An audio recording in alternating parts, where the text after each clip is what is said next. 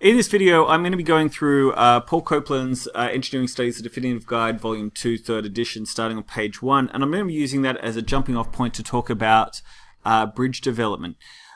He makes a point to say that although we're doing civil structures as the first unit in Year 12, that we're going to focus on bridges because otherwise it just gets too onerous. We could also be talking about towers, we could be talking about structures like buildings, or we could be talking about other structures like dams, and also important is canals. I have on the back of my wall a couple of canals because I think canals and tunnels are also really significant. But we're going to focus on bridges because that's what the book does. Okay, so first of all, he talks about, first bridges were fallen down trees, logs that crossed bridges, and there were actually living bridges where, let's see if I can find a, yep. So there are these living bridges where trees have actually been grown to cross bridges that are longer than the span of the timber nearby. But there are plenty of examples of just log bridges. So back to the book. The first bridge of historical record is Herodotus, who's a famous Greek historian. He talked about a bridge in Babylon that was, each span was probably the average height of the person at the time. So I would say slightly shorter than the height of the average person now. But through multiple spans, it achieved 200 meters. So probably the length of your street is the average street is about 200 meters, and that was done with using stone piers.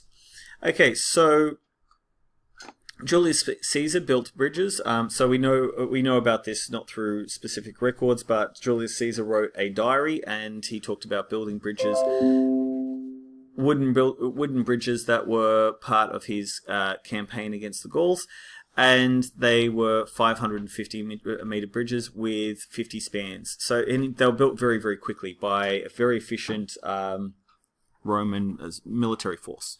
So yeah, that would be 10 meters span each. So probably the length of two streets, each span being the length of the width of a front yard.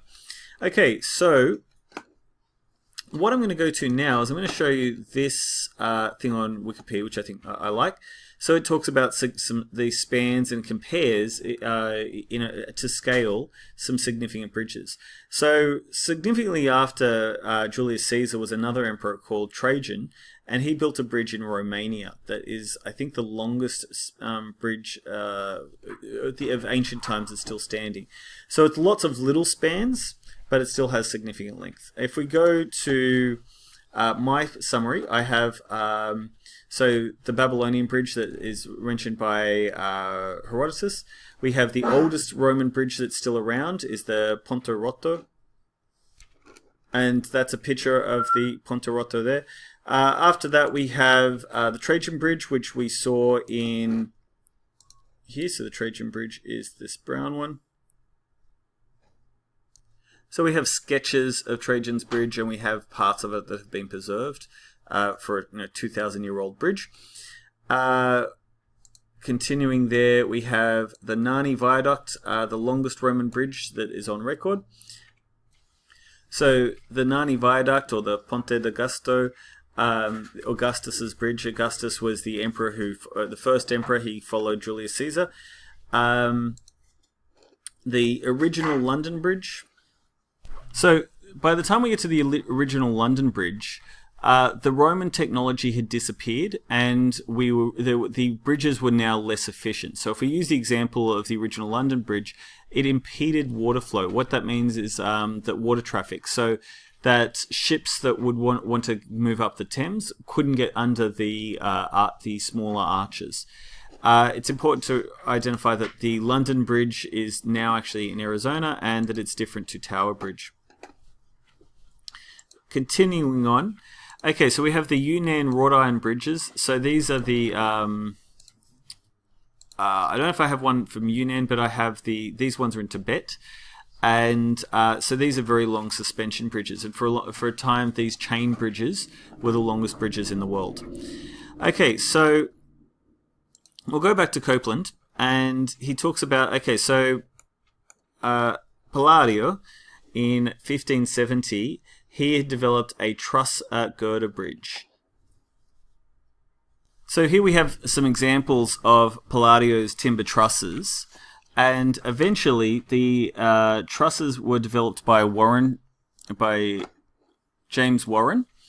So when it says 19th century, it's always important to remember that means 18 something. So in this case, 1857 in South Wales, the old South Wales.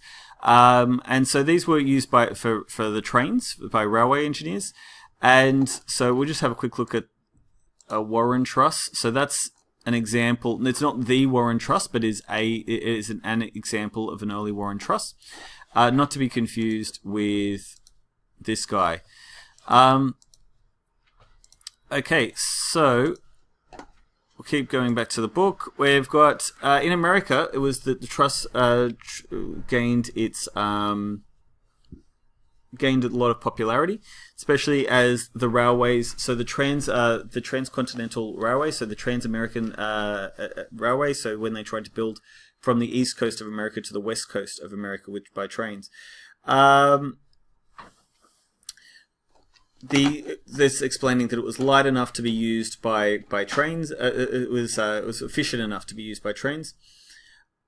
We then have Whipple, who developed an iron truss, and that's what we carried over. Okay, so eventually we get to Robert Stephenson. So we will talk about Stephenson later in the chapter with a little bit more detail. So Robert Stephenson is famous for building Stephenson's rocket, which was the first mainstream steam engine in 1829, which is the name of the first of a important series of board games called the 18XX series. But he was also the developer of the Bowstring Girder or the Tied Arch Girder, which is what we've got. It's what's called on Wikipedia. Tied Arch. So the Tied Arch, we're going to look at who was in charge of reading that page. Tied Arch, page 2. Okay, so can you tell me what the advantage of the Tied Arch is?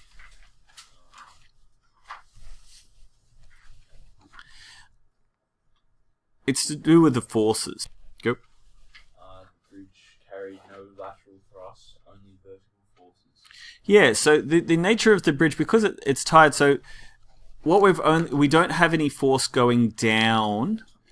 Sorry, we don't have any forces going into these supports, what we call abutments. We don't have any forces. The bridge doesn't spread out to the outside. It's just up and down forces.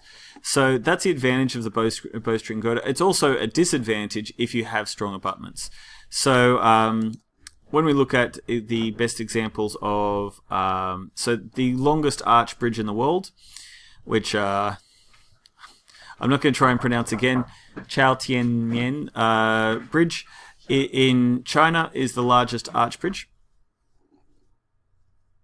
Okay, so as it explains in the Wikipedia article, because there's no horizontal forces on the abutments, it means that you can build it on top of piers or where there's less suitable soil. So that's the advantage there. Abutments are typically a big part of the design of bridges, but they didn't have the reinforced concrete we have now that we can put in our foundations to strengthen up our foundations, and big pile driving machines that we can use to drop down large piles. Okay, so continuing on. So then we have the first cantilever bridges, so Heinrich Gerber. So we've got just a... This bridge in China. We're going to get to box girders in a second.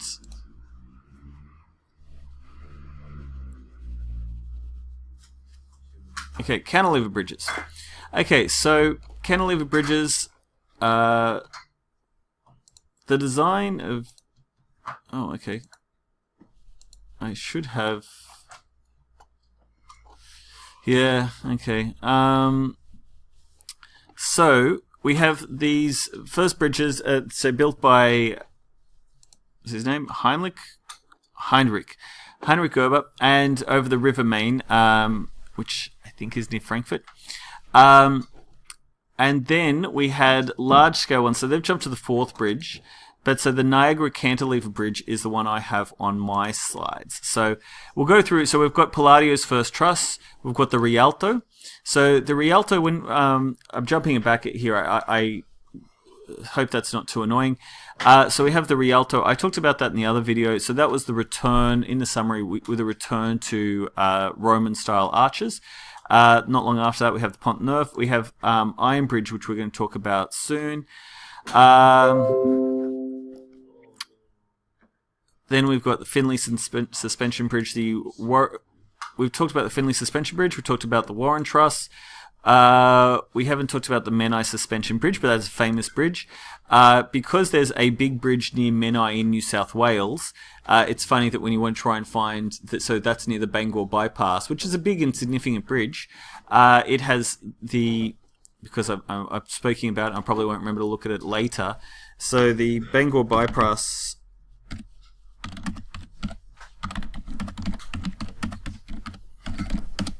So let's see if we can find a picture of the bridge, though.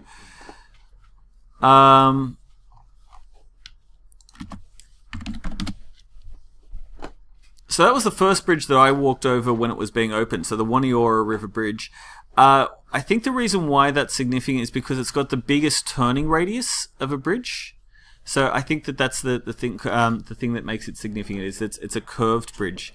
And I walked over that when it was open. My now wife, she lived in Bangor, so I used to have to go up and down that valley every time, and that was really annoying. And sometimes my daughter does scouts down there, and I still have to go over this bridge and then back up and down the bridges. So that's like doubly annoying. But anyway, so that's a significant bridge built recently in Sydney. It's probably the most significant bridge built in New South Wales in the last 15 years. So I think it's always important to understand the different companies that you guys are likely to work for when you graduate. So the big construction companies, so there's Lend-Lease, Laing O'Rourke, and John Holland is probably the biggest. The company that was Barclay and Molan, which became Laing O'Rourke, was the one that built that bridge.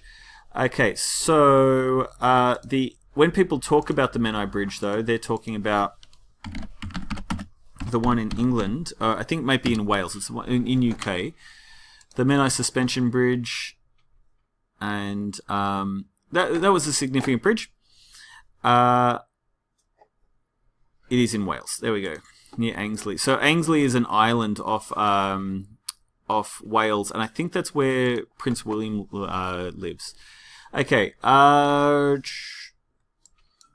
Brunel is another famous engineer. So I showed you a picture of Stephenson before, so that he's featured in the game Brass as one of the characters you can play. Brunel is another famous engineer who's equally significant, and he is famous for building the first of the big steamships that eventually led to things like the Titanic. It wasn't as big as the Titanic, but at the time it was just as influential.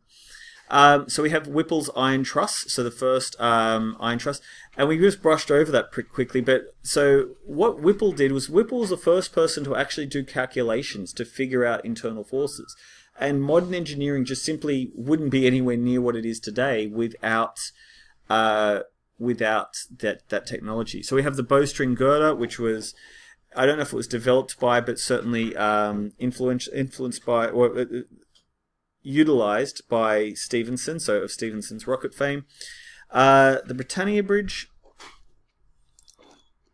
this is near the Menai Bridge. That one's there. Sorry, what have I got? I've got. Okay, so another Brunel bridge. This is again the longest one. So we've got Gerber's first Cantilever Bridge. I just want to see if that is. Yeah, so the Niagara Bridge is not the first bridge, but it does actually say in there that the first one was built by the Gerbers. The Hassfurt Bridge over the main river, near Frankfurt, in Germany. But I think that one's in a red link, so I'm thinking that one probably isn't standing anymore. That would be my guess. So the Niagara Bridge is the one that gets a lot of the attention because it's still around. Okay, so we have St. Louis Bridge, the first bridge, and then we're going to get to the Tay Bridge disaster, which I'm going to use 15 seconds that I've got to show you some of the Tay River Bridge shaking.